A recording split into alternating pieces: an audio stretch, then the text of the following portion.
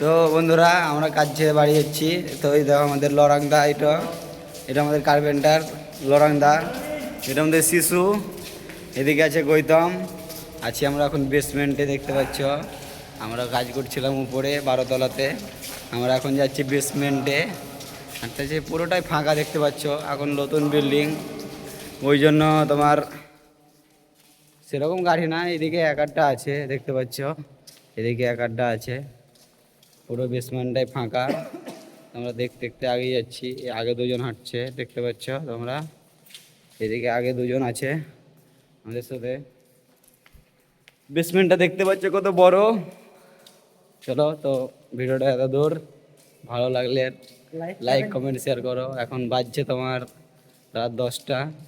তো আমরা প্রতিদিন রাত 10টা পর্যন্ত কাজ করি।